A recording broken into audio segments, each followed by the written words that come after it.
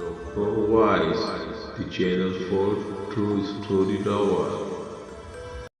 بادشاہ کا موڈ اچھا تھا۔ وہ نوجوان وزیر کی طرف مڑا اور مسکرا کر پوچھا، تمہاری زندگی کی سب سے بڑی خواہش کیا ہے؟ وزیر شرما گیا، اس نے منہ نیچے کر لیا۔ بادشاہ نے کہا لگایا اور بولا، تم گھبراؤ مت، بس اپنی زندگی کی سب سے بڑی خواہش بتاؤ۔ وزیر گھٹنوں پر جھکا اور عاجزی سے بولا، حضور، آپ دنیا کی خوبصورت ترین سلطنت کے مالک ہیں۔ میں جب بھی یہ سلطنت دیکھتا ہوں تو میرے دل میں خواہش پیدا ہوتی ہے، اگر اس کا 10واں حصہ میرا ہوتا تو میں دنیا کا خوش نصیب ترین شخص ہوتا۔ وزیر خاموش ہو گیا۔ بادشاہ نے کہا لگایا اور بولا، اگر میں تمہیں اپنی آدھی سلطنت دے دوں تو؟ وزیر نے گھبرا کر اوپر دیکھا اور عاجزی سے بولا، بادشاہ سلامت، یہ کیسے ممکن ہے؟ میں اتنا خوش قسمت کیسے ہو سکتا ہوں؟ بادشاہ نے فوراً احکامات لکھنے کا حکم دیا۔ بادشاہ نے پہلے حکم کے ذریعے اپنی آدھی سلطنت نوجوان وزیر کے حوالے کرنے کا فرمان جاری کر دیا۔ دوسرے حکم میں بادشاہ نے وزیر کا سر قلم کرنے کا آرڈر دے دیا۔ وزیر دونوں احکامات پر حیران رہ گیا۔ بادشاہ کے احکامات پر مہر لگائی اور وزیر کی آنکھوں میں آنکھیں ڈال کر بولا، تمہارے پاس 30 دن ہیں۔ تم نے ان 30 دنوں میں صرف 3 سوالوں کا جواب تلاش کرنا ہے۔ تم کامیاب ہو گئے تو میرا دوسرا حکم منسوخ ہو جائے گا اور تمہیں آدھی سلطنت مل جائے گی، اور اگر تم ناکام ہو گئے تو پہلا حکم خارج سمجھا جائے گا اور دوسرے حکم کے مطابق تمہارا سر اتار دیا جائے گا۔ وزیر کی حیرت پریشانی میں بدل گئی۔ بادشاہ نے اس کے بعد فرمایا، میرے 3 سوال لکھ لو۔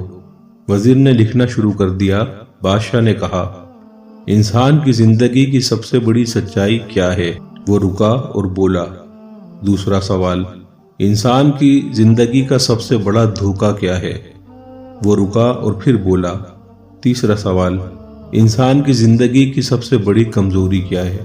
بادشاہ نے اس کے بعد نکارے پر چوٹ لگوائی اور بآواز بلند فرمایا، تمہارا وقت شروع ہوتا ہے اب۔ وزیر نے دونوں پروانے اٹھائے اور دربار سے دوڑ لگا دی۔ اس نے اس شام ملک بھر کے دانشوروں، ادیبوں، مفکر اور ذہین لوگ جمع کیے اور سوال ان کے سامنے رکھ دیے۔ ملک بھر کے دانشور ساری رات بحث کرتے رہے، لیکن وزیر نے دوسرے دن دانشور بڑھا دیے، لیکن نتیجہ وہی نکلا۔ وہ آنے والے دنوں میں لوگ بڑھاتا رہا، مگر اسے کوئی تسلی بخش جواب نہ مل سکا، یہاں تک کہ وہ مایوس ہو کر دارالحکومت سے باہر نکل گیا۔ وہ سوال اٹھا کر پورے ملک میں پھرا، مگر اسے کوئی تسلی بخش جواب نہ مل سکا۔ وہ مارا مارا پھرتا رہا، شہر شہر، گاؤں گاؤں کی خاک چھانتا رہا۔ شاہی لباس پھٹ گیا، پگڑی ڈھیلی ہو کر گردن میں لٹک گئی، جوتے پھٹ گئے اور پاؤں میں چھالے پڑ گئے، یہاں تک کہ شرط کا آخری دن آ گیا۔ اگلے دن اس نے دربار میں پیش ہونا تھا۔ وزیر کو یقین تھا کہ اس کی زندگی کا آخری دن ہے، کل اس کی گردن کاٹ دی جائے گی اور جسم شہر کے مرکزی پل پر لٹکا دیا جائے گا۔ وہ مایوسی کے عالم میں دارالحکومت کی کچی آبادی میں پہنچ گیا۔ آبادی کے سرے پر ایک فقیر کی جھونپڑی تھی۔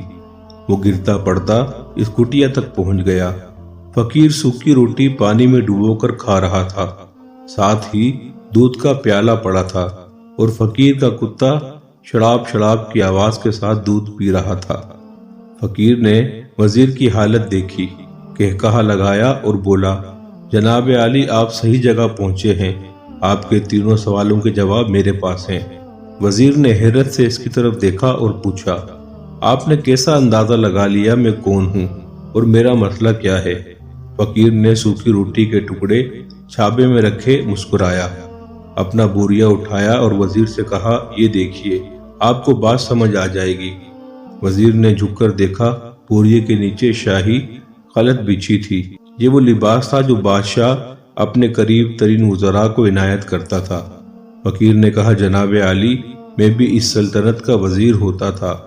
میں نے بھی ایک بار آپ کی طرح بادشاہ سے شرط لگانے کی غلطی کر لی تھی، نتیجہ آپ خود دیکھ لیجئے۔ فقیر نے اس کے بعد سوکھی روٹی کا ٹکڑا اٹھایا اور دوبارہ پانی میں ڈبو کر کھانے لگا۔ وزیر نے دکھی دل سے پوچھا، کیا آپ بھی جواب تلاش نہ کر سکے تھے؟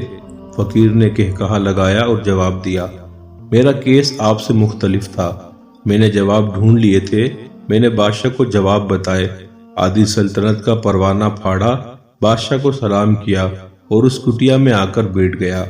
میں اور میرا کتا دونوں مطمئن زندگی گزار رہے ہیں۔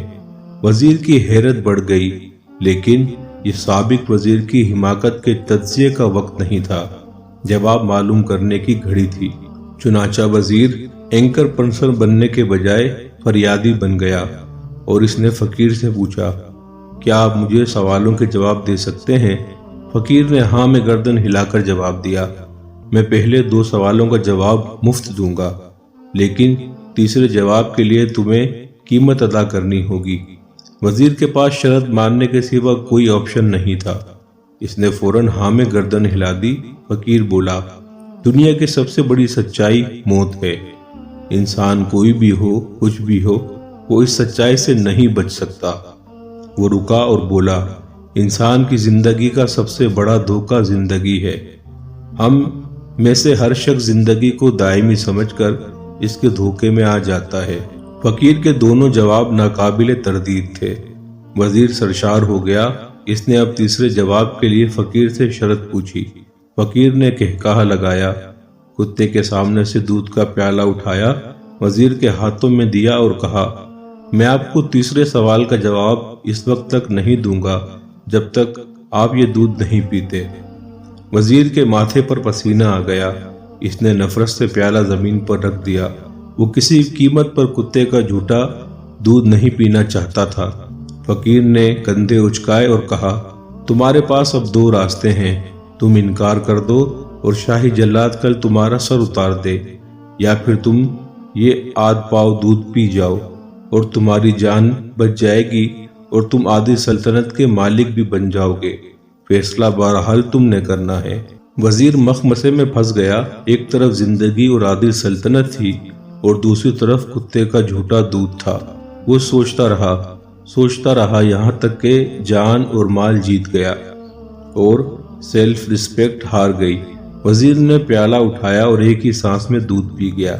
فقیر نے کہا لگایا اور بولا، میرے بچے، انسان کی سب سے بڑی کمزوری غرض ہوتی ہے، یہ اسے کتے کا جھوٹا دودھ تک پینے پر مجبور کر دیتی ہے، اور یہ وہ سچ ہے جس نے مجھے سلطنت کا پروانہ پھاڑ کر اس کٹیا میں بیٹھنے پر مجبور کر دیا تھا۔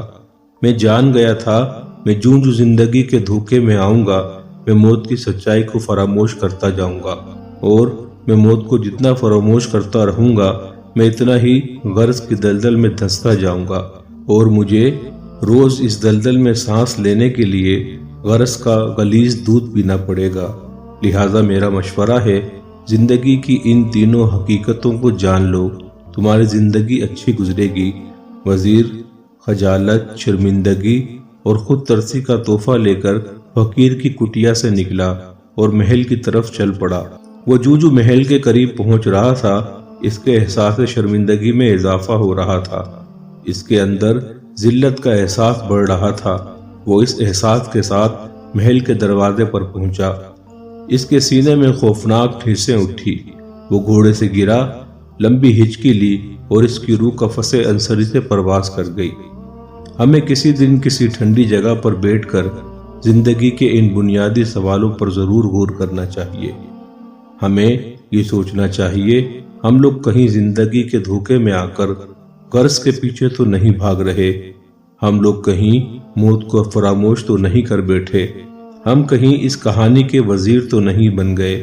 مجھے یقین ہے ہم لوگوں نے جس دن یہ سوچ لیا، اس دن ہم غرض کے ان غلیظ پیالوں سے بال